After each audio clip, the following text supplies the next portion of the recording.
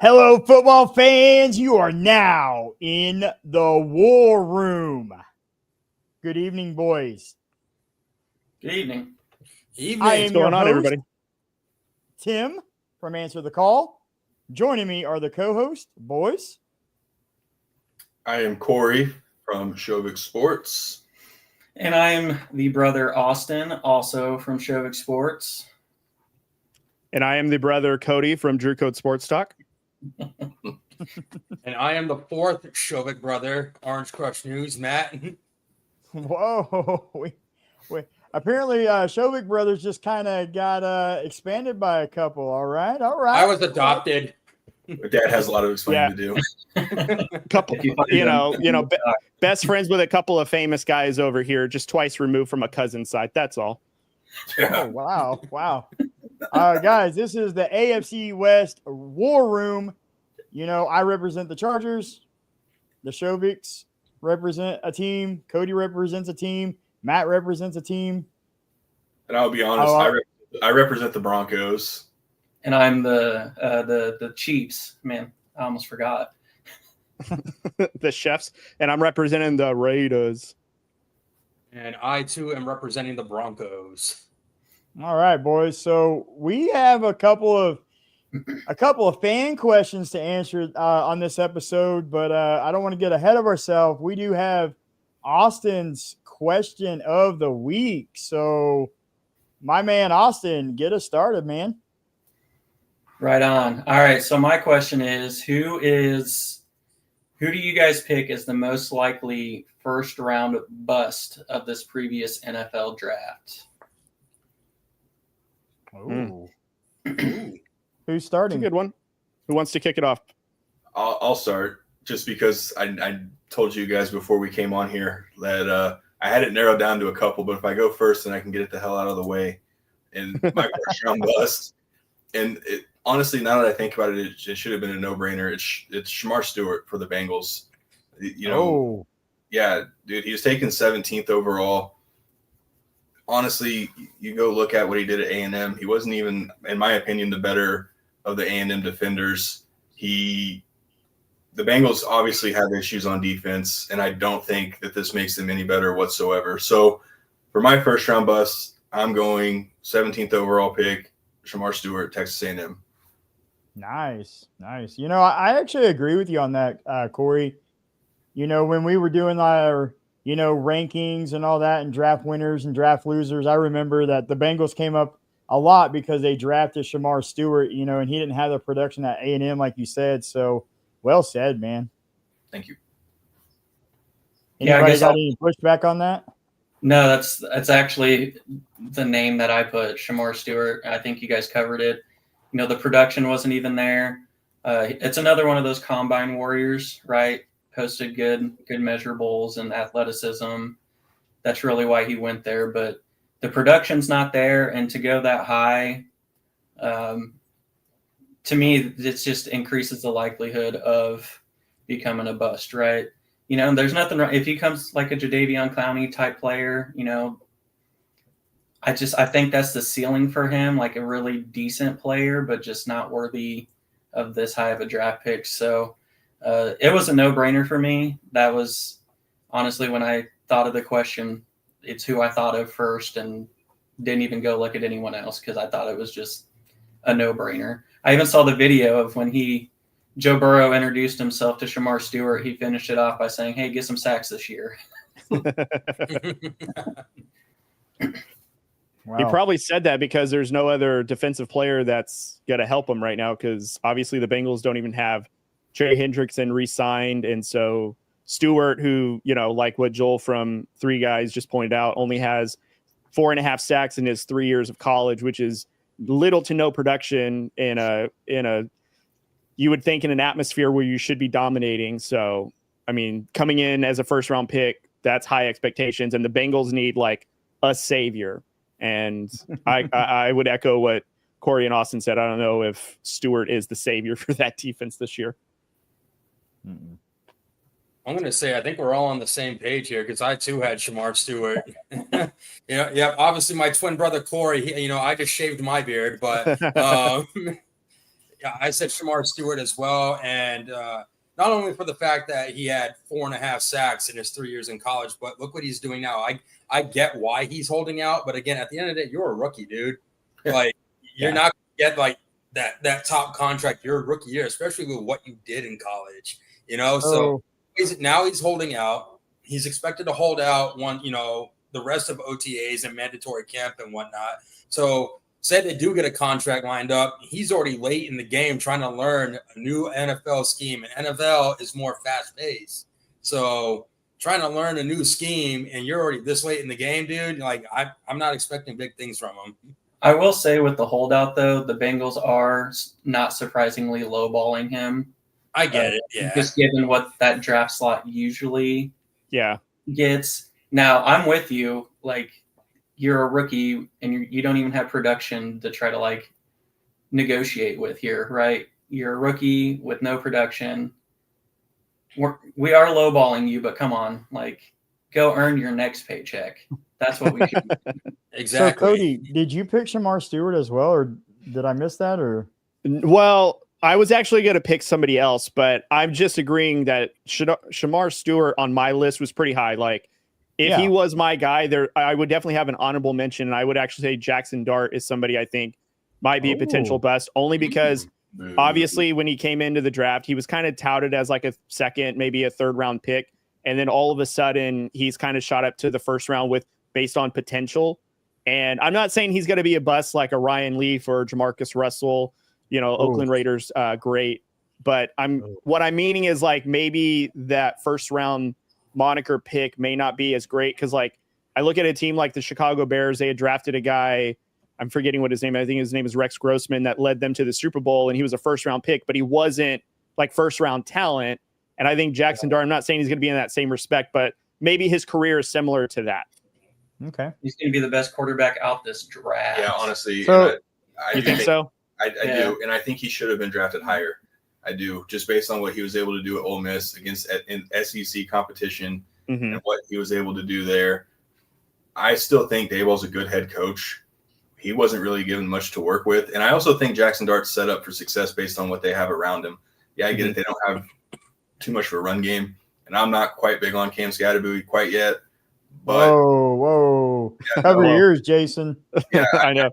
Jason's going to hate me after my take with Jackson Dart, actually. And I've actually been on front with that. But you have Malik Neighbors. You have those guys, Hyatt. So I think he is absolutely set up for success with the Giants. And I think he, in fact, close to being maybe Rookie of the Year. Yeah, the one reason I can agree with you, Cody, not to just have a bunch of like Jackson Dart shade throwing your way. The only reason I can hop on board with that is because I know it's middle to kind of later first round, but me as a fan, I've always liked my first round pick to be someone who's going to come play right away. Mm-hmm. So if he takes, a year or two to crack the starting quarterback role, it's going to make it harder for him to kind of shed that kind of company you said he would be in, right? Right. So making it harder for him to live up to that draft potential. But if he's able to get in and start relatively soon, if you don't believe in what is it, Russ and Jameis. But no, so I can agree with that. If it takes him a couple years, it's going to be hard for him to shed that label. So I can get that angle for sure. Okay, so Jackson Dart was your player, Cody, or was that your honorable mention? No, I'll just say my player. Why not? I'll take the heat on it. That's fine. Okay. There we go. I'll stand on it. Okay, and Matt, you agreed with the brothers and Shamar Stewart? I did, yep. Okay, well, here comes mine, boys, and buckle up and get ready because here we go. My first round bust is Matthew Golden. Wow. I think the only reason the Packers took him was to please the fans. Green Bay hadn't taken a wide receiver in the first round since I think 2002. I mean, I was in high school. I know that. So I think with the draft being in Green Bay, I think the pressure was really on them to make that splash pick, and they went out and got Matthew Golden. I think he's a good receiver. I'm not taking anything away from the kid, but I don't think he had that first round talent. And I think just because the draft was in Green Bay, you know, maybe the front office is like, oh, we got to take a wide receiver or we're not going to make it out of here. So for me, it's Matthew Golden. Also, I want to point out it is really crowded in Green Bay. Okay. Crowded wide receiver room. You got stud running back who could, you know, play key factors into, you know, him not getting the ball as much. So that is all factors on why I think Matthew Golden can be a first round bust this season. Yeah, I like your point of it being in Green Bay. Mm-hmm. It's kind of similar to when the draft was in Kansas City. The Chiefs kind of took the local kid from K-State, Right. kind of just feeling the pressure from it, right? And he really hasn't, a few years later, really hasn't done anything. So I think that's a really good argument of they kind of just wanted to please the fans with the draft being there. So I like that a lot. Yeah, actually, right. I'm gonna say that that's a pretty good at least pick on your end, Tim, because Matthew Golden, who knows what he'll turn out to be, whether it's good or bad. I think a point that you made that was really good was about Green Bay's receiver room. Like, really, like, what do we got here? Like, we have a bunch of guys that might do really good in like a role setting, but what does that look like? Like, who's the number one option? Who's the guy that they can rely on? Matthew Golden, does he come in as the number one guy? It's just like, it's fine to have a wide receiver committee, but at the same time, some teams flourish off of having that number one guy. Even our respective teams, we kind of know who the number one guy is, respectively, like who to throw the ball to. But in Green Bay, I couldn't tell you who that is. Is that Christian Watkins, who's never on the field? Is that Reed? Is that Golden now? Who knows what that looks like? And I want to point out, you know, that the head coach and even the offensive coordinator came out and reassured Jaden Reed that he was still going to be the wide receiver one in Green Bay. So, I mean, they drafted him in the first round, and you're not even going to put the wide receiver one, label on him. So, I mean, I don't know, that all that just kind of spells disaster for Matthew Golden this season. Yeah. They also have those injuries with those receivers too. Like, you look at the last few seasons, they've had at least one or two guys go down, you know, and I know a couple of them may be coming up on contracts, and there's no way that they're going to get what they think they're going to get for it. So, I mean, I somewhat agree with it, but I kind of also understand that they do need help receiver wise, just based on, you know, you want to get your young quarterback set up the best that you possibly can. So, but yeah, I mean, I get it, and I don't just completely disagree with that being your pick. So with that kind of reasoning, though, do you feel kind of similar with Emeka Egbuka? I mean, he's going to a place that has like Mike Evans, Chris Godwin, McMillan came on late last year, and you know, if he has the talent, so obviously. My pushback on that is look at the crowded wide receiver room that he had at Ohio State, and he still dominated. Matthew Golden didn't have a whole lot of competition. Yeah, he had Xavier Worthy, and yeah, he had, you know, the Isaiah Bond this past season. But, you know, in terms of real deep competition, Matthew Golden was the wide receiver one in Texas. Egbuka was not even the wide receiver one at Ohio State, and he still made it into the first round. So I think he's in a better situation. Now, I don't know if Egbuka will produce this season. So, yeah, maybe this season he would be still classified as a first-round bust. But for me, it's definitely Matthew Golden. I think to continue on Austin's point, though, I think what's the difference between the two is Egbuka isn't asked to come in there and be a wide receiver one because, again, you got Mike Evans, Chris Godwin. Even if Chris Godwin doesn't come back healthy, you still got McMillan, who's there, who can be either the two or serve as the one whenever Mike Evans isn't there.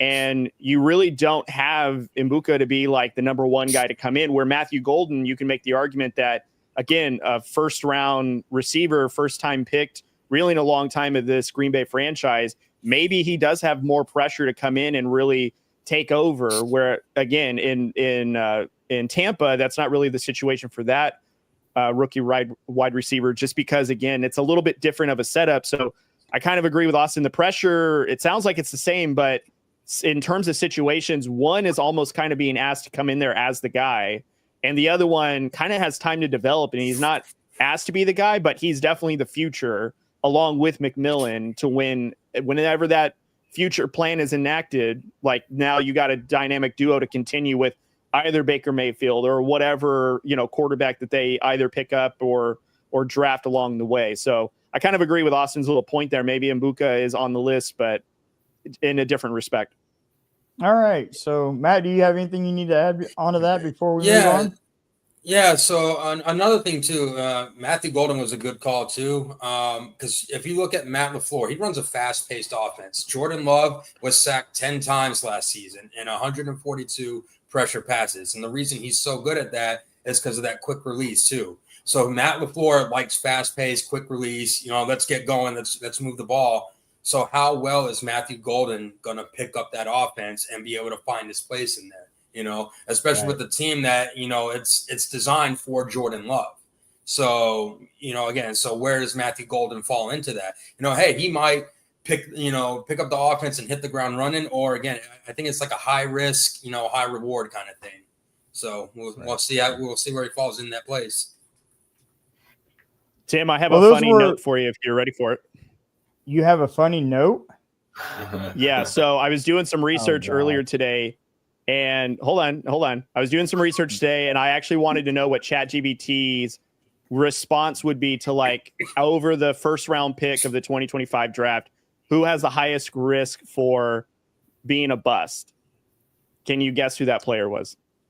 Amari and Hampton. You wouldn't have singled me out if it wasn't Hampton. No, it was Ashton Jeanty. Yeah. Really? Wow. So here's the notes. I think the reason for that. Here, let me tell you what ChatGPT said, so that way I can explain it. By the way, from our argument from episode 1, your points were actually noted on here too. So one of the points that ChatGPT brought up was positional value. The fact that a running back going 6th overall is a very high draft pick for a position that does not last very long in the NFL in terms of shelf life.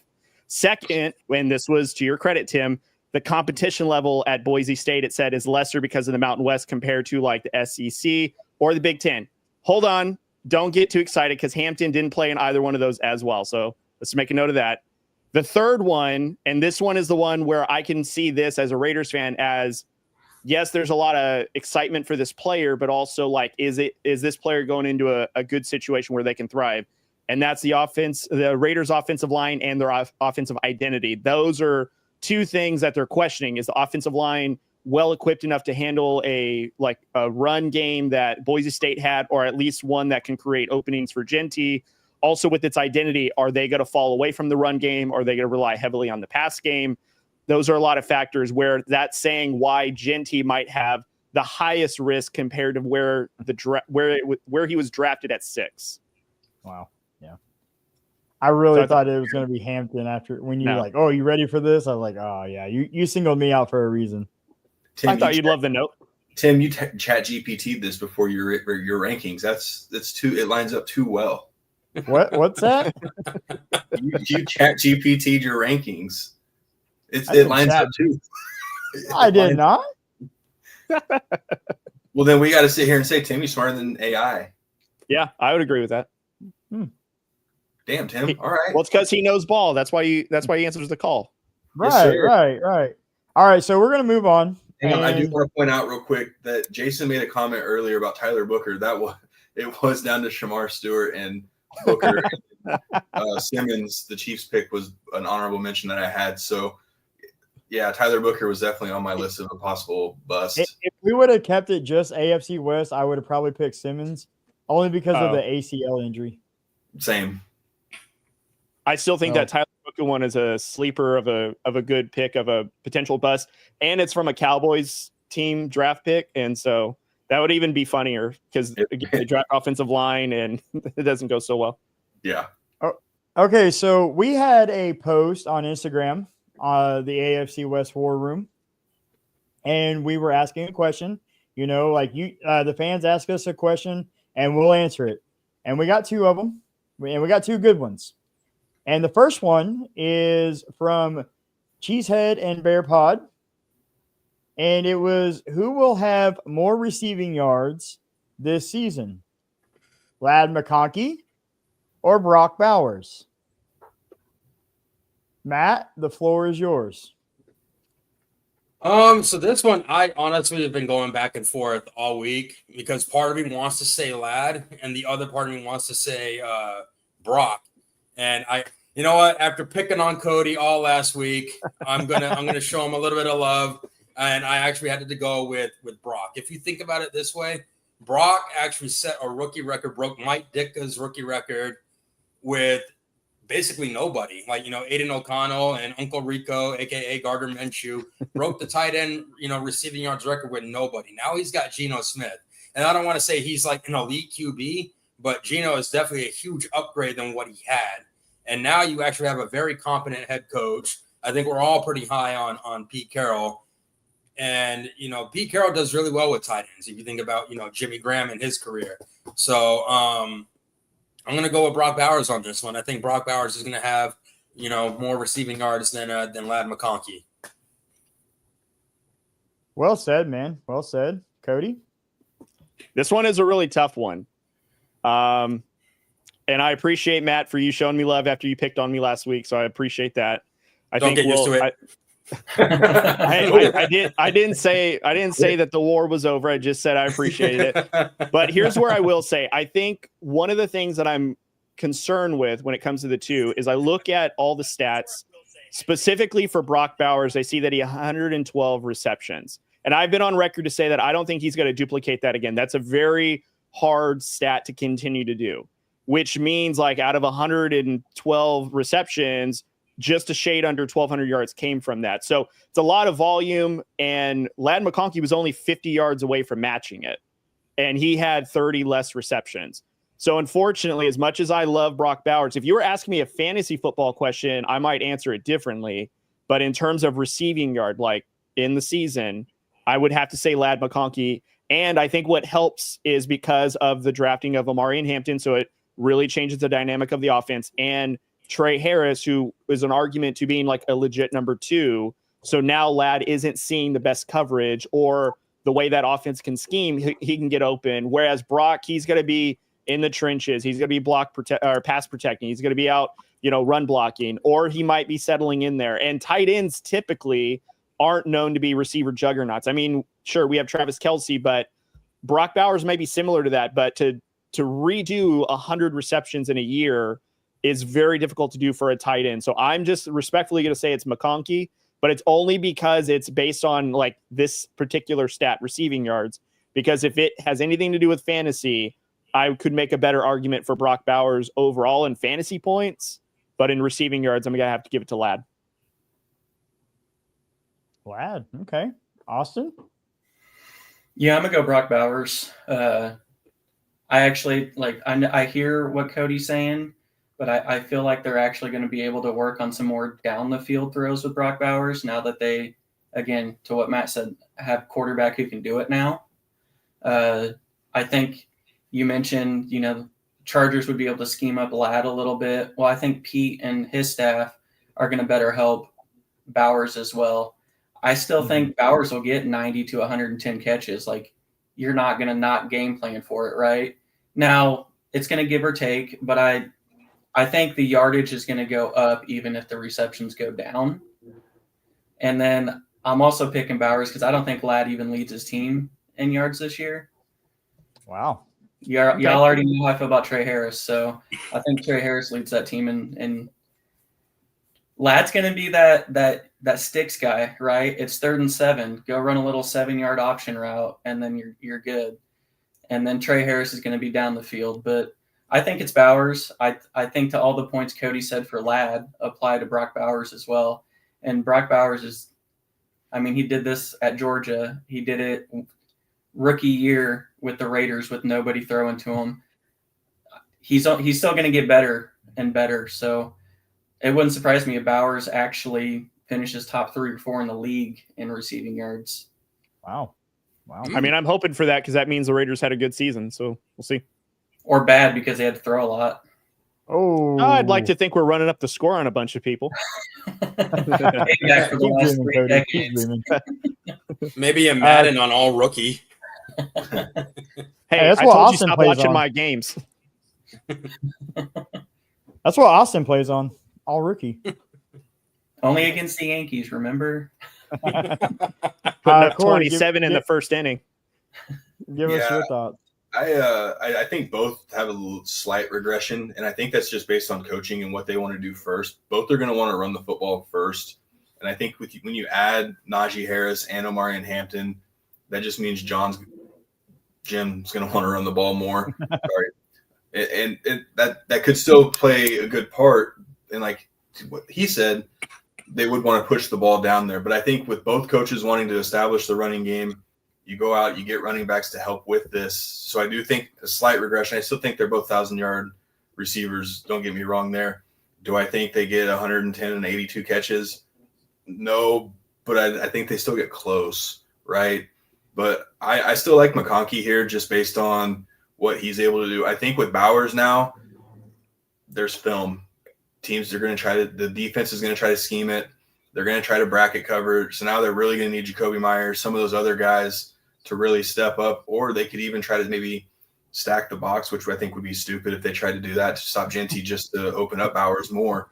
But yeah, I do like both situations just based on who Harbaugh and Carroll there. I just think scheme wise, you see a little bit somewhat of a regression, but I'm going to go with McConkey. Yeah, I think even their intro video though, I think that pass interference. No, I mean they schemed it up and had PS2 on Brock Bowers, and he still mossed him. Yeah. Like Right. Pass interference. Yeah, you say what you want, but it still counted. He fell. What are you talking about? Yeah, it still counted as yards. So I don't know. I've always been a fan of tight ends, so that might be even why I just said Bowers. Like if you ask me who would have more yards, I don't even know Chargers tight end at this point. Is it Disley still? Yeah. Will Disley's one of them, but Yeah, he's not the starter. Stone Street is the other one, right? Tyler Conklin is one, and then we drafted Aronde Gatson. Yeah, so even if you ask me if like Disley or Jacoby Myers would have more yards, I might even pick Disley just because he's a tight end. Like I love tight ends and what they can do for offenses, but my entire life I watched like Tony Gonzalez and then like, and he's still not going to pick Will Disley. I might. Okay, like I just love tight ends. He's thinking about it. That's the point. Yeah. He's thinking about it. But I don't know. Brock Bowers did it everywhere though. Like college, they game plan for him, and he was still open. Say what you want about PS2 getting shoved. Yards. So like, the dude is a matchup nightmare, and he's just in his prime. And I hate the Raiders, obviously, but I'm actually excited to just like watch Brock Bowers. Yeah, I mean, he's a unicorn. It's someone you want to watch. You can like a player even though he's on a division rival. I mean, it's probably the as much as we hate the team's success. There's players on all teams that I'm fans of. I just don't want their team to be successful. Okay, first off, right here. So yes, he may have had him in the first game, but in the second game against Pat Surtain, he was only 4 catches, 38 yards. So who was his? Well, it doesn't matter who he's throwing to, but I'm just saying, man. Like that's still better than most receivers do against Pat Surtain. That is true. I mean, it's not true. Did get forced. Wait, is that the game where Brock Bowers went out with an injury? No, I mean if he did, it's practice transfers. Oh, is that what it is? Okay. All right. So I actually appreciate this question from the Cheesehead and Bear Pod. Yep. I really appreciate it. Honestly, it could go either way. Brock Bowers had a dominating rookie season for a tight end. Ladd McConkey had a great rookie season with a run-first Los Angeles Chargers team. You know, the Raiders, as we know, added Genty in the draft, also drafted wide receiver Jack Beck, sorry. Did you call him? Did I hear that right? Did you call him? No, I think you added a couple extra letters to that name. You know how he feels about Raider players now. And big body Dante Thornton Jr., who, you know, I've actually been really big on this offseason. The Chargers brought back Mike Williams, who is going to play more like a veteran role, but they also signed Najee Harris, then drafted Omarion Hampton and Trey Harris. Both players won't have the same volume as last season, I don't think. I think Brock Bowers will have a little more yards than Ladd. They both have over 1,000 yards. But due to the fact that the Raiders are going to have to throw the ball more, Brock Bowers will finish just a little bit more receiving yards than Ladd McConkey. And I still they're going to be airing it out because they're behind in every game. Is that what? Oh, okay. There it is. Coming from the last place Chargers. Last place. Okay. With Jack Bitch on their team. I forgot to put up that cool little graphic. There's more receiving yards this season. My bad. I forgot to put up a graphic. I know you worked hard on this and you didn't even show it. I know. looks Like good. I'm kind of disappointed in myself. See, this is why we appreciate Corey for his hosting duties. This is why we appreciate Corey for his hosting duties. This is my first time, guys. I'm still learning it, but we're gonna get it. And you're doing a damn good job. Don't let anyone tell you differently. And I don't appreciate Corey in his hosting duties. And real quick, I will say on the Brock Bowers thing, 5 touchdowns on 112 catches. Like he's got to, like that's got to go up a little bit. I think That's a quarterback thing, though. Yeah. And coaching. Because the Raiders are not in the red zone very often, and when they were, they had the worst red zone conversion rate, even on field goals and touchdowns. So, and a lot of that is play calling, because to start the year we had Luke Getsy, and then we had whoever the interim was in boot of that. AP, of course, defensive guy, so he's not really on the offensive side to really push that. And a lot of your guys' points as to why Brock will probably have another good season is because, he's such a highlighted offensive weapon. But I could, like I said, this is why I was making the argument, and to piggyback on you a little bit, Austin, which is I think like fantasy-wise, Brock Bowers might do better because I can see the Raiders getting into more red zone opportunities and converting a little bit better. But even Brock Bowers' touchdowns, half of these were like breakaways from, having a throw in the middle against the Broncos and him turning up field and going for a touchdown. And again, there's only 5 out of 112 receptions. In terms of a ratio, that's not great at all. Like those are a lot of, either garbage or very little in the red zone. Yeah. No, I agree. But to me, it's going to sound weird, but I think this was his floor. Sure. That's fair. Just given what he had, we talk about situations, right? He went into arguably one of the worst situations someone could go into, right? No good quarterback, no good coaching, and still managed to have a record-breaking year. So I don't know. I guess I might have a little favoritism again because he's a tight end, but I think we're going to be talking in about 9 to 10 years about the new greatest tight end to ever play the game. until Evan Ingram has 1,500 yards and 20 touchdowns this year. Is that before or after? Wow. Is that There before or it is. after he's out for the season with an injury? Look, we're not talking about Max Crosby. We're talking about Evan Ingram, all right? We're a winning Evan team. Ingram? I'm sorry, how Whoa. many games did Ingram miss last year? Was it like Moving on. 9? He was on my fantasy team, and it was like all of them. Yeah. Because even when he played, he was missing. Yeah, so let's put him in a city that has high altitude. That'll fix everything. And one of He the just best. didn't want to be in Jacksonville. Yeah, and nobody was wants to be in Jacksonville. I get it. Their strength and conditioning team is one of the tops, and I'm confident that they'll make it work. Okay, so what's the what would be the line for like when Ingram gets out with an injury? Is it like before week 5, after week 5 is when the injuries start? What do you think? Oh, I'm going after week 10. You think week after 10? week 10. I say he starts the season on the injury list, Hey, like we're not- game we're time not decision.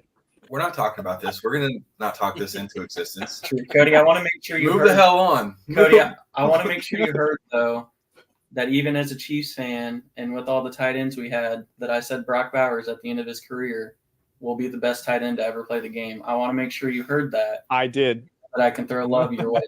I know.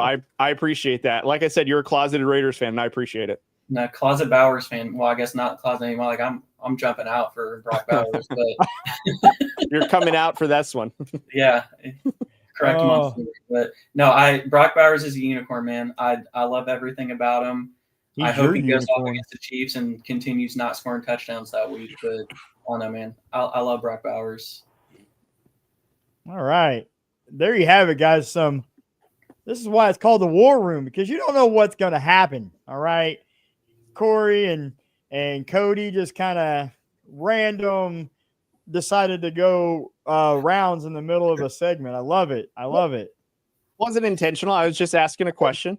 Oh no. Hey, Yeah, it's injuries the on war people. room. We're gonna have debates like that.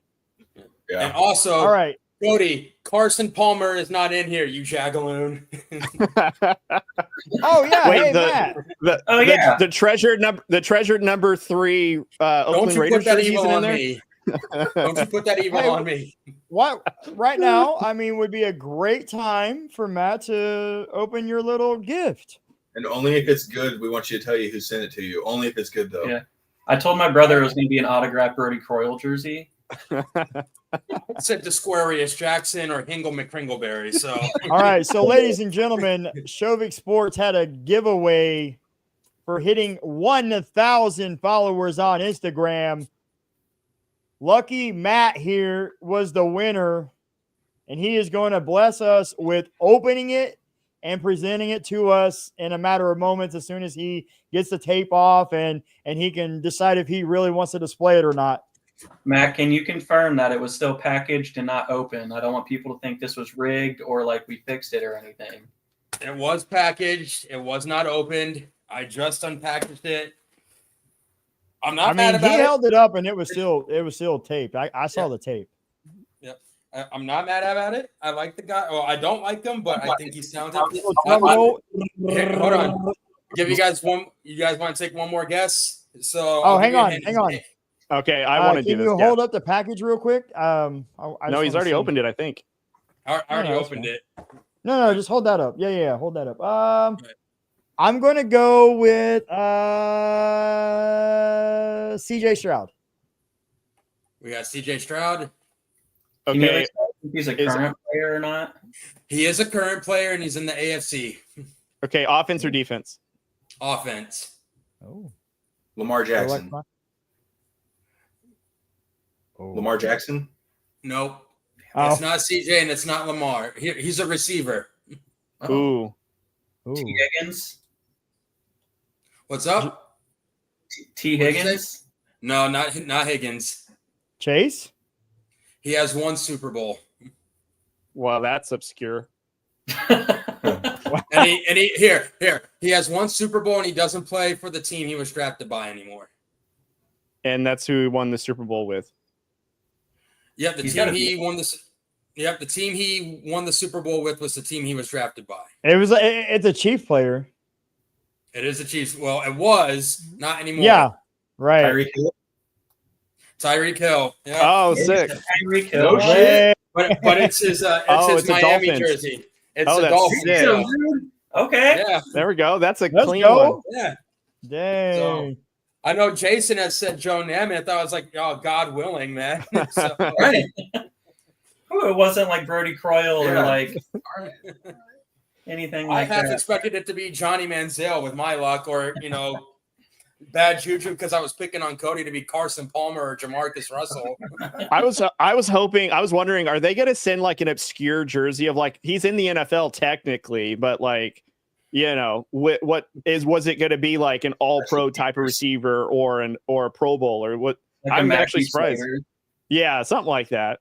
Yeah, I'm not mad about it. I like. All right. I don't really care for him off the field, but yeah.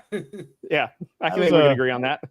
That was a really good giveaway, guys. Yeah, thank you. Shout out to Shovik Sports, Corey and Austin.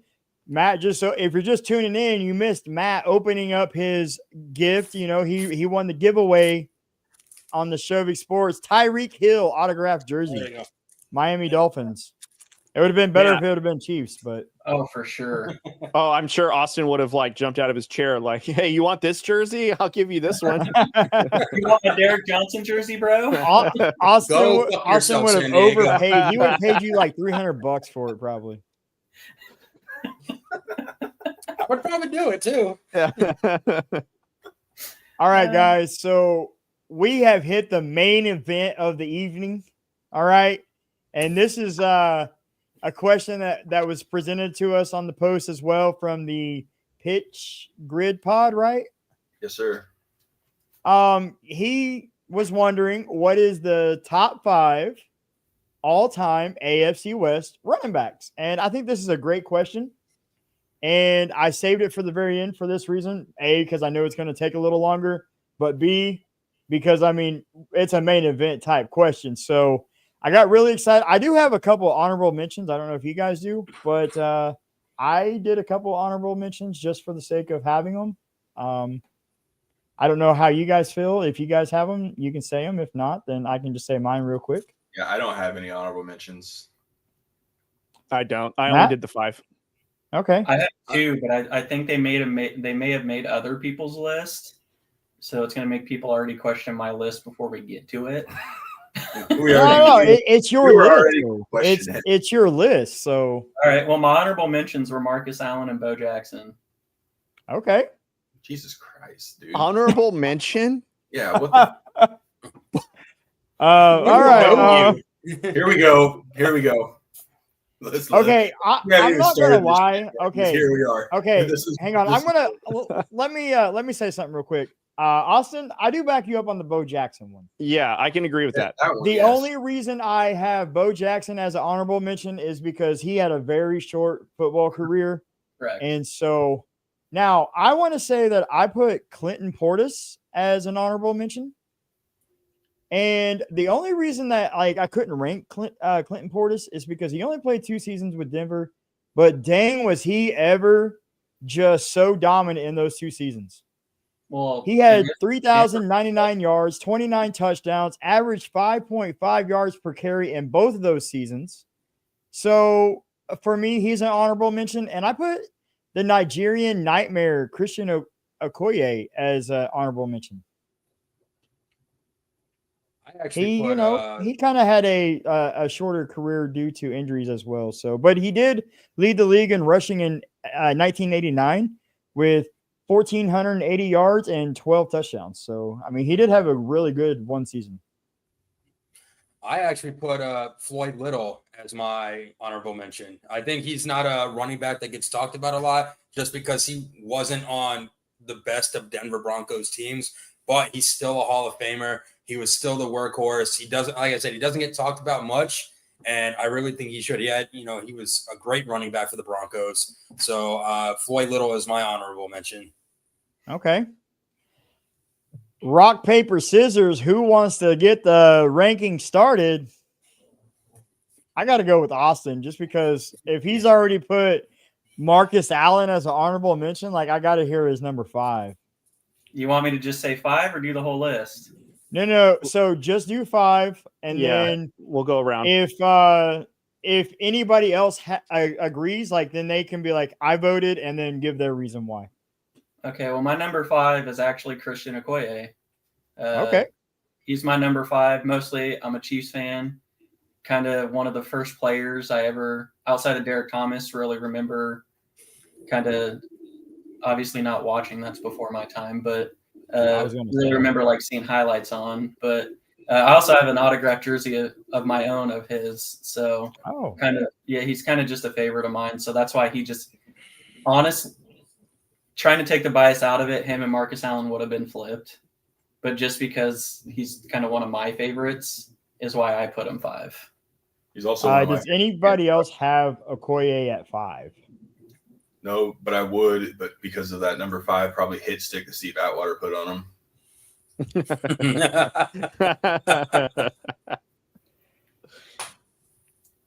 him. Corey, you're number 5. Yeah, it's Clinton Portis.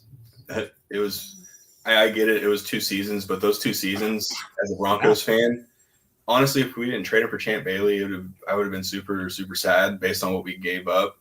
But the fact that Champ Bailey turned into what Champ Bailey obviously was able to do in his career, 29 touchdowns in 2 seasons. I get it. There's going to be other guys on this list that almost had that in the season, obviously. But again, almost and over 3,000 yards in 2 seasons. So what could have been if we would have kept him, we won't know. But what we do know is those 2 years he was pretty dominant. Mm-hmm. Cody. So my number 5 was Priest Holmes, and I remember when he broke the rushing touchdown record at the time when it was first done. And to me, what he was able to do over, several seasons, and he only had a 10-year career. And I think that's what's amazing about some of these running backs is they've only been around for 10 years, some of them even less, and very few have been further than that. But Priest Holmes, what he did in that short time was pretty impressive. And, the only memories I really have of him is him in a Chiefs uniform, unfortunately, but he was also like, as soon as he got the ball, he was off to the races. Like, you weren't stopping him. Goal line work, you weren't going to stop him from getting through the goal line. So I have Priest Holmes as my number 5. Yeah, he played behind one of the best offensive lines ever, too. It was just the perfect marriage. Yeah. I actually said Priest Holmes at 5 as well. Okay. I think the first time I actually really kind of figured out who Priest Holmes was, it was Jake Plummer's first year as a Bronco, and it was both of them were undefeated going into that game. And this is the one where was it Dante Hall? They were going back and forth. Priest Holmes and Clinton Portis were going back and forth with one another. And then at the end of the game, Dante Hall returned the punt, and that was, the end of that matchup right there. But I just remember Priest Holmes was a nightmare for Denver. I hated playing against him. I wish he got to play a little bit longer, but I mean, again, those injuries just kind of were the death of him. But I think he still leads the team, the franchise in rushing yards with just under 6,000 rushing yards in the time that he was there. So Priest Holmes is my number 5. Well, my number 5 is a Chief, Jamaal Charles. I wasn't sure who I was going to put here at first. Then I remembered how dominant Jamaal Charles was. So I thought putting him at 5 was a good spot. He had a good career for the Chiefs. And even though he played for a division rival, I enjoyed watching what he could do with the ball. Some notable stats: 7,260 yards, 7,260 of his 7,563 yards came while with the Chiefs. He did play one season for the Broncos and one for the Jags, though we won't count that because not an AFC West team, and 2, he only had 6 carries for 7 yards with them. So, but Jamaal Charles comes in. I just remember watching him and just like, oh my gosh, like, here we go again. Here's Jamaal Charles, and he's getting the ball, and he's going to go score. So for me, it is Jamaal Charles at number 5. Yeah, no pushbacks. Okay. And, no pushbacks. I still like Jamaal Charles. All right, moving right along. Let's go, Matt, with your number 4. So my number 4 is actually going to be Marcus Allen. Again, when you think of the Raiders running backs, I mean, as of earlier or later on or whatever, you have Josh Jacobs, unfortunately, and then he goes to Green Bay. But when you think of the Raiders, you automatically think of Marcus Allen. I think all of us talked last week, and we were taking guesses on the mystery box. We were saying if I got a Raiders jersey, we would all be okay with Marcus Allen. So that one I think I would have been acceptable with. But I mean, he was a key contributor to one of their Super Bowls at least. He racked up, just over 12,000 yards in his career. So I think he was a really good running back. But I'm going to put him at 4. So. Oh, it's a good place. Okay. That's a good place. Cody. So my number 4 is, Tim, you're number 5. So Jamaal Charles for me is number 4. And the reason why is because Jamaal Charles came onto the scene like when LT's like career was kind of winding down. Obviously, he had stellar seasons in San Diego at the time, and he was a dual threat then. And Jamaal Charles, at the time when he came in 2008, he was just basically an evolved version of that. And, arguably one of the more efficient runners and pass catching running backs that the league had seen at the time. And I think what's impressive is in his career, he has 20 career touchdown receptions as a running back, which is actually 1 less than Marcus Allen and 5 more than LaDainian Tomlinson, who, probably on a lot of our lists is really high. So to me, like Jamaal Charles, like what he did for the running back position really changed it to how teams now draft players. And again, in a short stint with how he did it, you just said he only did 1 season respectively with the Jaguars and the Broncos, but all of his career stats, essentially 98% of them came from when he was with the Chiefs. And that just, even as up to today's standards, those are very prominent stats and production that he did even in that time. So number 4 for me all time would be Jamaal Charles. Nice. Yeah, nice. I also had him at number 4 as well, so I won't waste too much time. But one stat that did stand out was the 5.4 average rushing yards per carry, which is still one of the tops in the NFL still. And if you look at today's running game, if you're averaging 5.4, even 4.5 to 5, that's still absolutely just bonkers. So for him to be able to do it in the short period of time, pigskin party. But yeah, so that's Jamaal Charles was number 4 on mine, and I like that 5.4 average he had in his career. Yeah. Austin, yours. Yeah, my number 4. Sorry guys. Hopefully you'll understand once I do above this. But Dear God. Number 4, I have Terrell Davis. I'm not even gonna respond. Okay. To that. Mostly because I don't want to give I'm away. unfriending you. Yeah, mostly Wow. because it was between. I'm just give away my list. There was 2 non-Chiefs running backs that I have on my list, and I wanted to pick between the 2 non-Chiefs here, and it was clearly Terrell Davis. That was really it. Okay. I think My we're all number pretty 4. shocked by that. Like I don't need, like I'm supposed to pick my player here at 4, and I don't really know what to say right now because Terrell Davis at 4. But I mean, he did leave Marcus Allen off. He did. I mean, same guy that left him off. Yeah, you're right. So, okay. So my number 4 is Priest Holmes. I was going back and forth with him and Jamaal Charles. I couldn't decide. I think Holmes was the better back, just a little bit. But honestly, I could have put him in the top 3. For now, he is my 4th best AFC West back, unless I can be convinced to put him higher. Austin, I mean, this would be your chance, I guess, to bump him up to 3. But no, he's number 3 on my list. So 6,070 yards rushing and 76 touchdowns with the Chiefs. 3 straight 1,400 plus rushing yards and 600 plus receiving yards from 2001 to 2003. He was just a dominant force, and he won Player of the Year in 2002. So, and I didn't even look at all of his accolades, but there's a lot. So, Priest Holmes for me, and I just remember he's another one of those backs that, like, I loved watching him until it came time that he was playing the Chiefs, and then I'm like, oh, man, here we go. This is not going to be fun. So, I have Priest Holmes at number 4. All right, Corey, why don't you get us started with number 3? Yeah, this is where I had Marcus Allen. And again, 12,243 career yards, 4.1 average.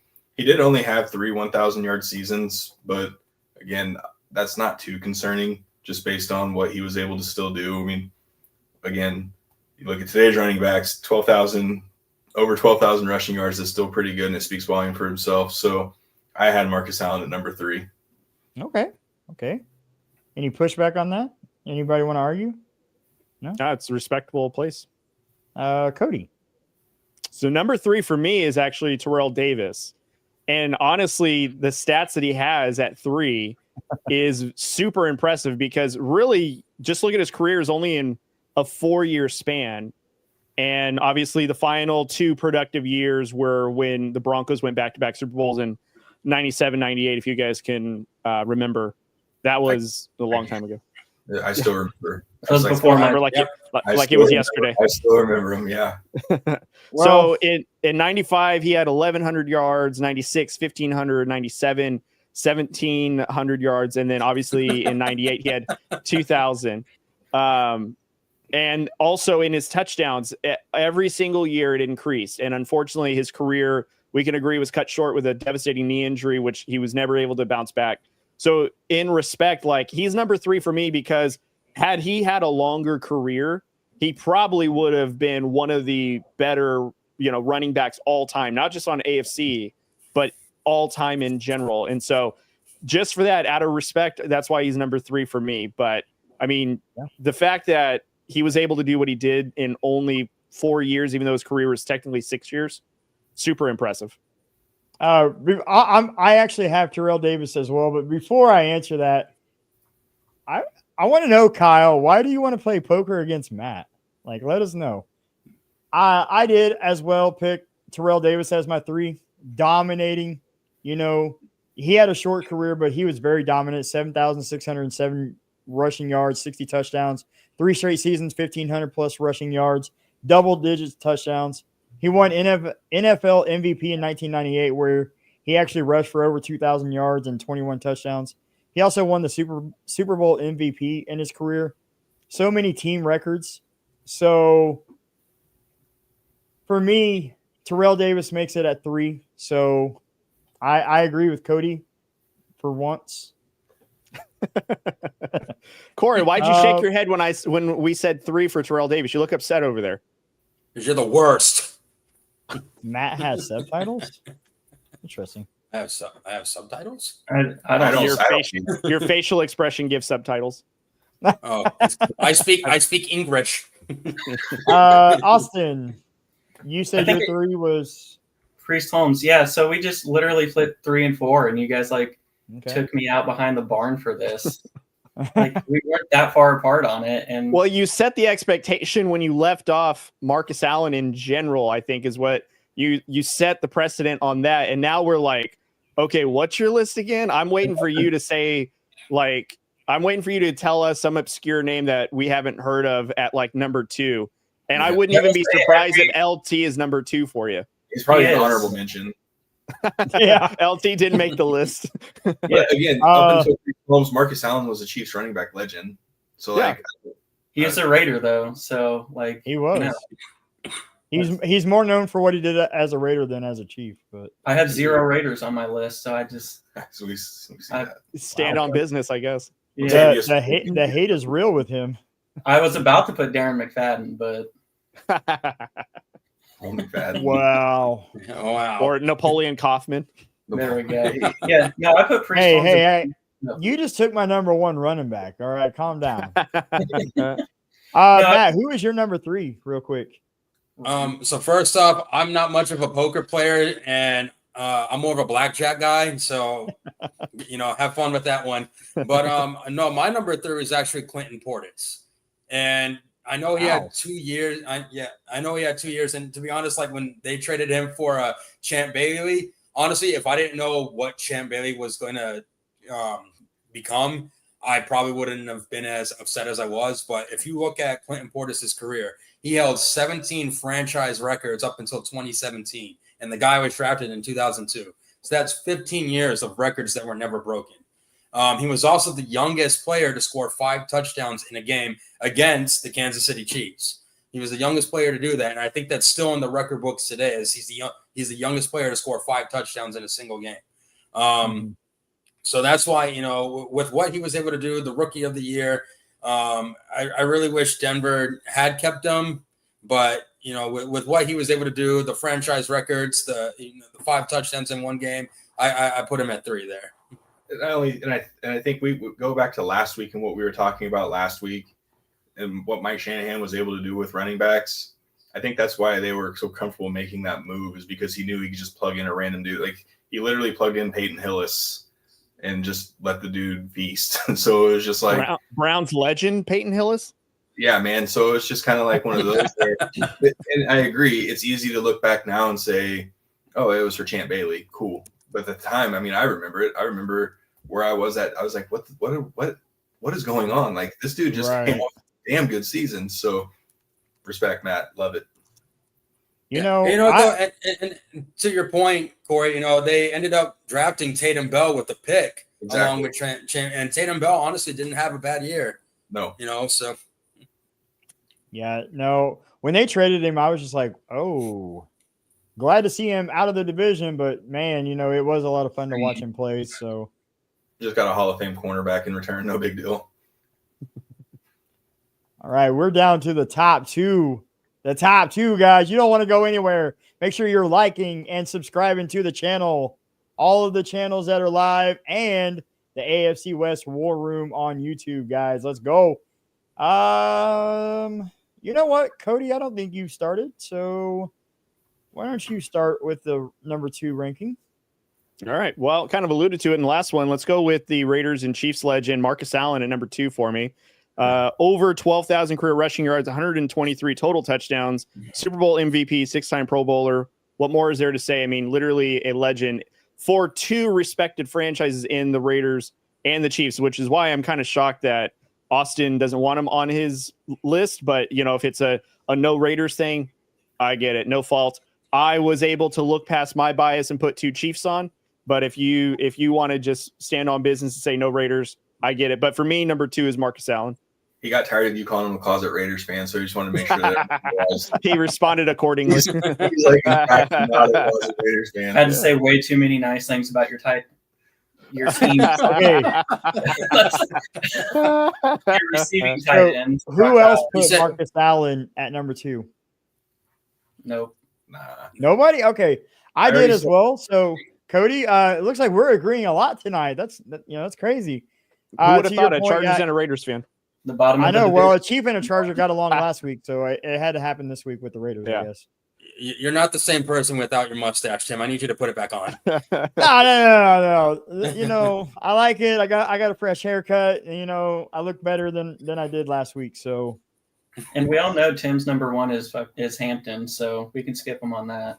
yeah. You know, Hasn't even rushed the ball yet. Number 1.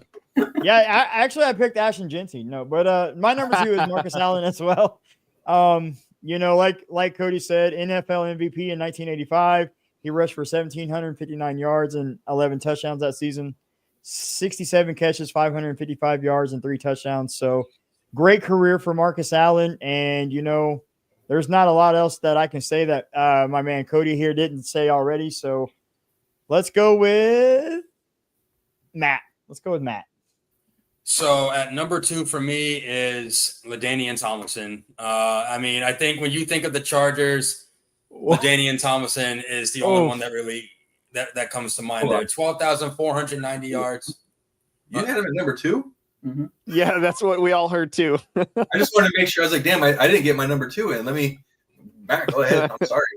Okay. Yeah. No. LaDainian Tomlinson is my number 2. I just I hated playing against him. And look, when you guys are making those faces, I can't focus. All right. Yeah, I need you to get your poker faces on. Matt, if it makes you feel better, it's also my number 2. What the? Thank you. Yeah. Fuck you, and fuck you. Oh, hey, beep. Anyway, I couldn't hit my censor button fast enough. I apologize. I thought we could. Isn't this America? But no, This is it's a real just good show. right. But when you think of the Chargers, particularly their offense, LaDainian Tomlinson's really the only one that comes to mind. Shut up. And I hated playing against him when he was in San Diego. I hated playing against him. And if you want to look at his off the field leadership as well, one of the things, fun fact about him is he would take 21 children from 21 orphanages around San Diego, and then he would bring them to the Chargers. Is that me? No, was that Shaq or Kobe talking? Shaq didn't like the F-bombs. I mean, look, guys, See? I'm in the Navy. I'm allowed to cuss. It's in the Geneva Convention. Anyway, he would take. I agree. Anyway, he would take 21 children from 21 different orphanages around San Diego, and he would bring them to Chargers games. So that speaks volumes about how he was not just on the field, but off the field as well. So No, go ahead. Let me have it. No, Go I ahead. agree. No. Austin, go ahead and why you put LT at number 2 because I really only put him there because I feel like everyone was going to have him on the list. But, like, truth be told, he's not even that good. Stop. I'm kidding. No, he's number, like, arguably one of the better running backs that's ever touched a football field. I just refuse to have a non-chief number 1. So, yeah, that gives away someone that's going to be number 1 for me. But, yeah, I hated LT. He's going to put Marcus Allen, the chief, at number 1. He didn't play for the Raiders. He No played Raiders. for the Chiefs. Yeah, Marcus Oh Allen my was stats, no. God. Truth be told, though, I mean, LT is just one of the better.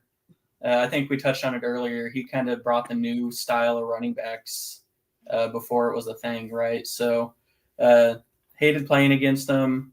Dude really could do it all. It's unfortunate he had to play for the Chargers and really accomplish no postseason anything in his career. But honestly, one of the greatest all-time running backs, period. Just for my list, I'm obviously not going to have a not chief number 1. But LT gets all the respect in the world. Is just one of the better running backs to ever play. Just for my list, had to be number 2.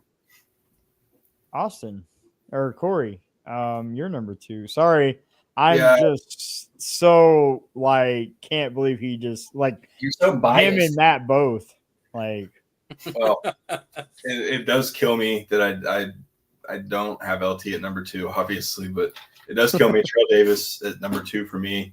He will still always be one of my favorite Bronco players outside of Demaryius Thomas. But all I'm going to say with it is 2,008 yards, 21 touchdowns. I mean, that stood for a long time. So, and again, I would kill for the Broncos to even have half of what he was able to do. Where Matt and I are sitting here begging for just 100-yard rushing game. So for real. So we obviously had running back after running back after running back, but none of them will ever be Terrell Davis and what he was able to accomplish. So again, for that's why he was unfortunately my number 2. But again, number 1's pretty obvious. Oh my goodness. All right, guys, this is the AFC West War Room. I represent the Chargers. My man Corey and Matt represent the Broncos. My man Cody represents the Raiders. And there's a weird little guy that represents the Chiefs. Hi. Taylor Swift's. Make sure you're liking and subscribing, guys. And let us know what you think about the rankings so far. Do you agree with any of us, or are we all crazy? I know one is for sure. A show. All right, so we got the number 1 ranking, and I mean, it's obviously a 3-2 split here. So we're going to go non-LT guys first. All right. So Austin, the floor is yours. Yeah, I'm gonna take this. The Kansas City Chiefs mark us out. No, I'm kidding. My number 1 for me was Jamaal Charles.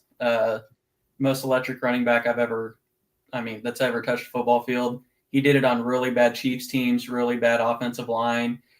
His time with the Chiefs, he actually averaged 5.5 yards per carry, which would have been the most all time. And he did that on a poor team. Nope. I mean, he was on bad teams and he was still doing this.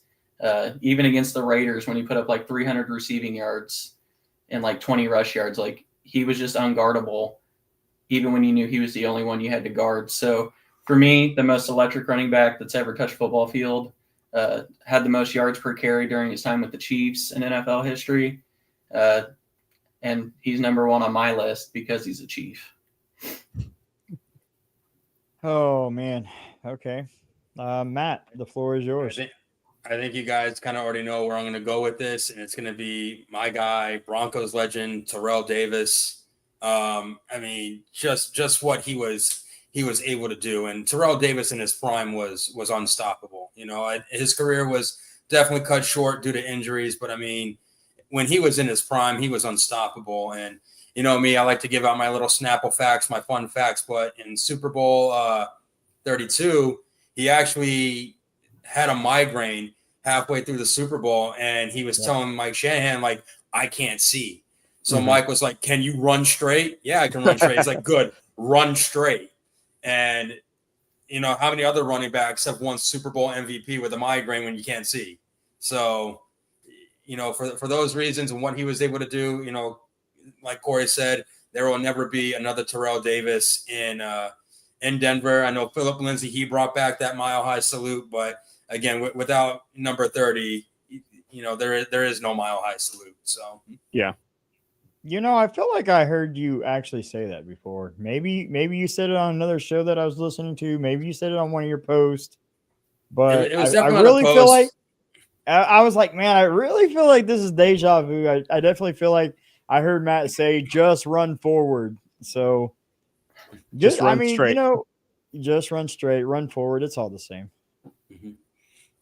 So thank you, Matt, for respectfully putting your homer at number 1. Whoa. Come on now. And Austin for putting yours at number 1. It's not like Terrell Davis was a slouch. Come on. He's not a slouch, but I was on record that said he probably could have been one of the top running backs in history had his career not been cut short. I'm on record of saying that. Yeah, his no, career I'm not in taking 4 anything away years from him. is top tier. And let's be honest, I don't think a running back has been named. Now, the rankings, you can say what you want, but I don't think there's been a running back named who could go down as a slouch. Like, we've all named some all-time greats here. Yeah. Like, nobody did put on like a McFadden or like a Darren Sproles, like really good running backs, right? But just like not legends. Mhm. Like, the rankings you can argue with, obviously. I'm looking at my list. But I think everyone who's been named has definitely been deserving of it. Yeah. Why they have a concussion protocol. Yeah. All right, Cody. I mean, we already know you're number one. Just kind of want to hear your quick. My take is long, just so you know. But I mean, well, I'll save some time then. It's LT. I even named him as one of my more nostalgic players on our last episode in the AFC West. So LT is number one. I mean, he used to tear up my Raiders for several seasons, and I just remember him always in the end zone and really nothing else after that. I can't remember a game where we ever stopped him or came close. LT was also unstoppable. He was in another stratosphere at the time. And this is before the age of Jamaal Charles, where LT was doing it like one of the first running backs to ever do it. And I think he was the first running back in NFL history to have 100 receptions and 1,000 yards rushing, if I'm not mistaken. Like, he was one of the first running backs ever do that in NFL history. And he did that early in his career too. So that's all I'll say. Just LT's number one. I mean, he was an offensive powerhouse at the running back position. I mean, I say mine's long, but I went into detail about some of his stats. That's all. Corey. Yeah. So, I mean, go back to last week's episode. I talked about LT and obviously having dreams of LT playing with Mike Shanahan and his system. So again, that's partially where I'm at again. I'm still on that of, I wish we would have seen LT with Mike Shanahan. I mean, obviously we could look at the 8 seasons of 1,000 rush yards, what he was able to do, the 28 touchdowns, obviously. So again, I mean, real recognize real, honestly. I mean, I love Terrell Davis and I love that. It was, again, number one was pretty easy. Yeah. Well, apparently it wasn't, because the guy sitting to your right, and Matt here, I mean, they're like in a different stratosphere or something, because both of them didn't put LT at number one.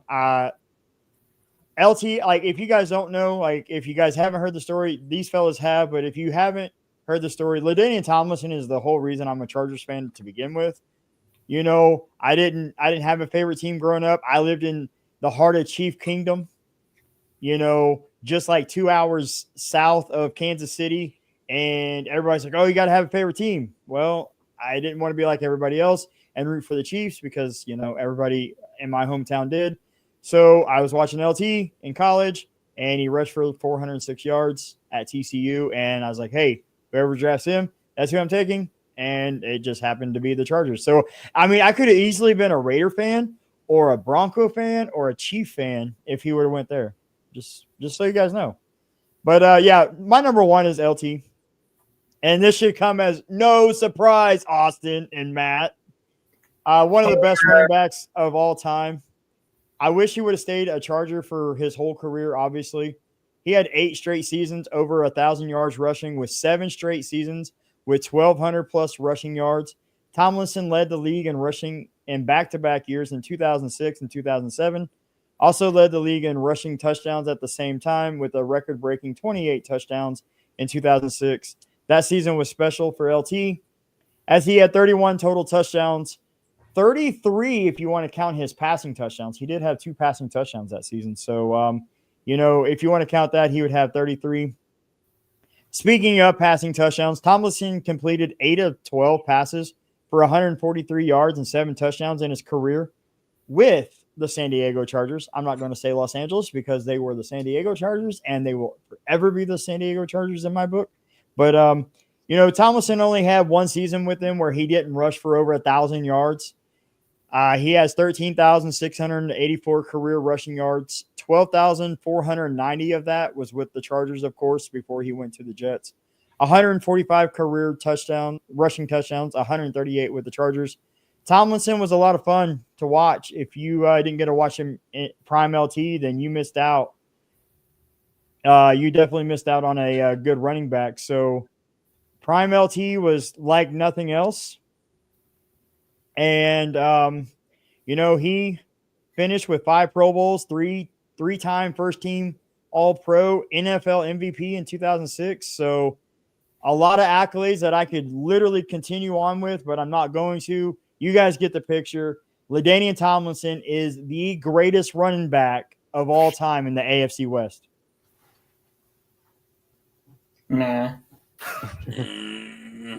Let him know, Jack. So, Tim, I got a question for you. So it doesn't sound like you're happy with the Chargers moving from San Diego to LA, right?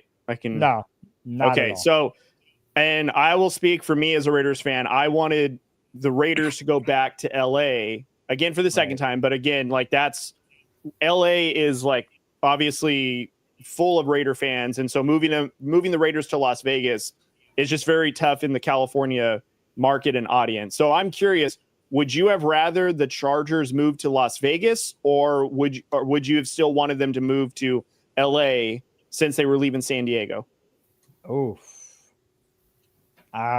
is there a third option? Because, I don't know if Las Vegas would be much better. I mean, the only thing that would be better at Las Vegas is they would have their own stadium versus, in LA having to share a stadium with the Rams. Mm-hmm. Ultimately, I wish they would just move to St. Louis. I mean, it would be just like the St. Louis Chargers. Yeah, just like a 3-hour drive for me. So it'd be like a local team, and I'd actually get to see a home game. So I think it would be a lot of fun. A year ago, I predicted in 5 years that the Chargers would be here in St. Louis. So we still have time. Hey, I mean, Dean Spanos, come on, make it happen. It's not going to happen anytime soon, unfortunately. But if they did, I would be ecstatic. So no, the Chargers. Oh, go ahead. I was just going to say, so fun fact, like I mentioned that I didn't want to be a Chief fan because everybody else was around me. I decided that I did need to root for a local team, but obviously already being a Chargers fan, I couldn't be a Chief fan. So I was like, hey, I'm going to start rooting for the Rams. And then they moved from St. Louis to LA. And I was like, are you kidding me right now? I do have kind of a random question. I didn't give you guys a heads up because I really wanted you guys to raw dog this question. We're going to raw dog it. No, so we all know the Seahawks left the AFC West early 2000s, and that was right before Sean Alexander's prime. Would Sean Alexander had made any of your guys' top 5 if his career would have been done in the AFC West? Yeah. It depends on what team he would have been with. Still the Seahawks. Yeah, I mean, the Seahawks were the AFC West. Right. Yeah. Until I feel like I would have given him an honorable mention, but I don't know if he's up there with the group of guys we all named. Yeah, I would agree. I'd say like honorable mention, like Larry Johnson is an honorable mention, but again, he had a couple of seasons where he was just as unstoppable as Priest Holmes. Obviously, not as much of a touchdown machine. What up, podcast mini? But I would say like Sean Alexander was a serviceable running back. Like he was consistent. Like I would argue that he was probably Nick Chubb before Nick Chubb, but I don't know if that means that he's in the top 5 of all time running backs, because I mean, even if we expanded it to number 6, he wouldn't have made number 6. I'd still have a guy above him.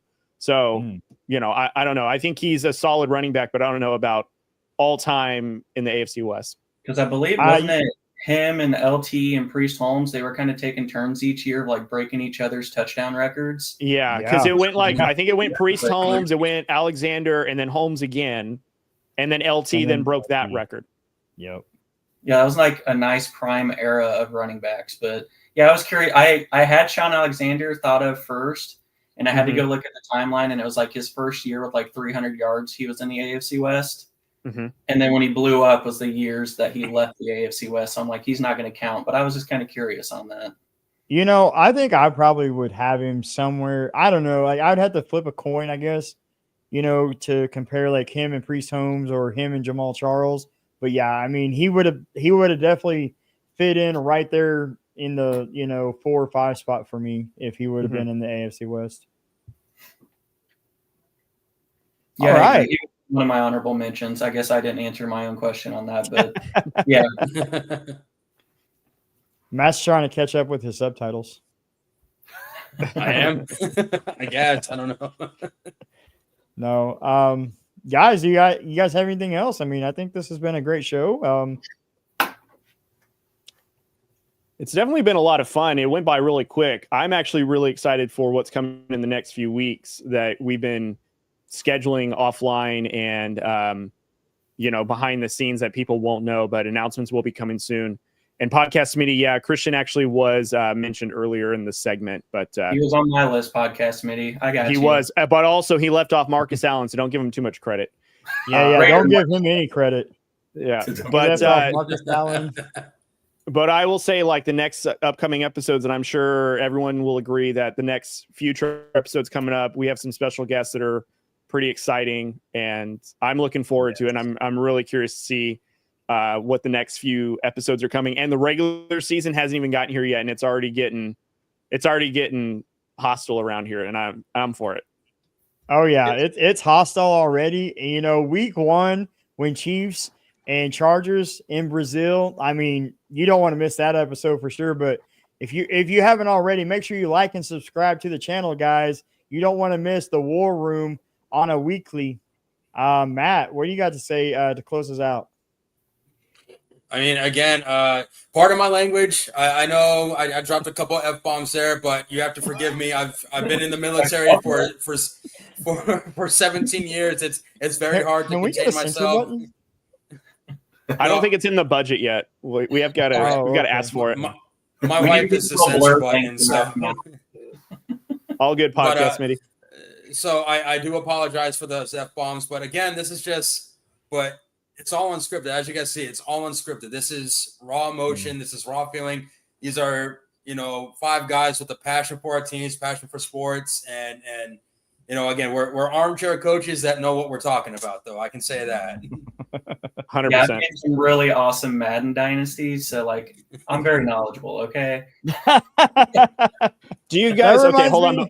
Before we close out the show, and Tim, we probably have the same thought. There was a few years ago where there was a guy that applied for an NFL head coaching job. Yes. He had no head coaching experience except that he had won the Super Bowl in his dynasty league for Madden 7 years in a row. He had given his playbook of plays and stuff and argued why he would be the best selected head coach. And I was like, that guy at least deserves an interview. I mean, to just have a playbook of what he did and that was his resume. I think that's at least worth an interview.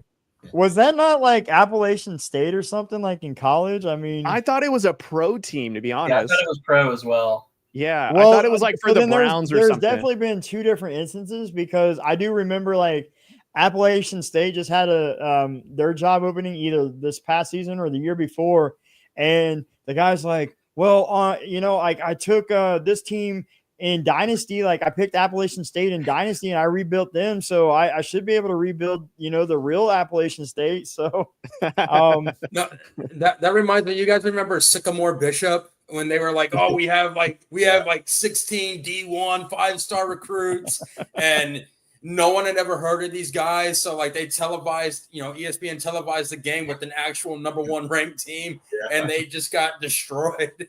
Yeah. Cody over there with the go on get. I was like, hey, get away. No, what I was actually going to say, Cody, is you guys remember, I think it was the Gridiron Gang, and yes. They were all sitting there talking, and the kid goes, yo, I play Madden. I'd be great at quarterback. Oh, yeah, and he couldn't throw the ball. Yeah. Yeah. Corey. Yeah, no, hey, to reiterate what Cody said, these next couple weeks are going to be can't miss stuff. I know – when we were able to talk about it over the last couple of days of who we have coming on the next 2 weeks, this is going to take our show. This is what we wanted to do with this show. So I'm not ready to kind of give up who's coming on in the next 2 weeks. You're going to have to tune in. You're going to have to tune in and find out. Stay locked in. We'll let you all know at some point, but we may just end up saying, hey, surprise guest the next 2 weeks. But just know that we've been working really hard. Again, it goes back to what we're doing behind the scenes and what we're trying to do to come up with this content. I've been reaching out to some former players. Again, I'm not going to be the guy who says, hey, I've gotten responses from all of them. No, not yet. But I do think as we start getting these special guests on and who we have coming on, that's going to help us in the future of where we're going with this show. And this is a huge step for what we want to do. So again, that's hats off to these guys and what they're able to do.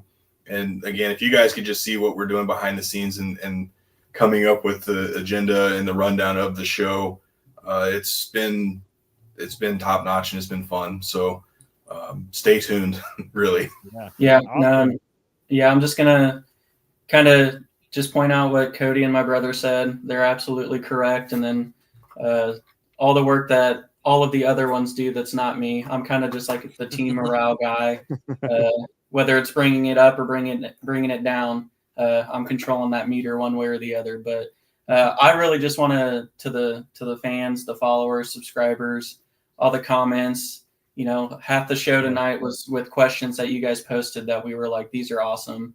That's a huge reason why I like this. I like the interactions. I like the different point of views. I like other people's opinions. Keep them coming. I would love for us to at least get one question or statement, or, you know, even if you have some like surprise bold prediction for the season or a player, I'd love to at least get one of those on each week, because interacting with you guys is one of my favorite things. It again, great content for it tonight. Those 2 questions. It had at one point my brother and Cody ready to actually get locked in a cage together. So it was good stuff. That's my favorite part. So again, not only a thank you to all of you, to what you guys do for the show, but the fans, followers, subscribers who comment and have fun with us. It's greatly appreciated, and I can't wait to see where we end up with y'all. Well said, boys. I'm going to close this out real quick, guys. Like I said, if you haven't already, please like and subscribe to the channel. Follow the individual channel. Answer the Call, Shovik Sports, Drew Code Sports Talk, OC News 365 on all the social media, here on YouTube, on Spotify. But, you know, just reach out. If you have a question, we will answer it. You know, we answered 2 fan questions on the stream tonight. And I really got to say, like, I was really excited for this, guys, because, you know, the fans interacted. They were posting their questions. And big shout out to Cheesehead and Bear Pod and the Pitch Grid Pod for your questions. We were happy to answer them. But, guys, I mean, you know, you can reach out to any of our socials when we have a post that is you have a question that you want answered. We will answer it. Also, make sure the AFC West War Room YouTube channel and socials, all social media, AFC West War Room. Make sure you're following everywhere. You don't want to miss any of the action, guys, because this is episode 4. We have big guests coming on, like the boys just said, and the season's right around the corner. So if we're ready to be locked in a cage now, imagine what's going to happen week 1, week 7, come playoff time. It's going to be a lot of fun around here at the War Room. I'm Tim from Answer the Call. Boys, thanks for tuning in, and have a good night.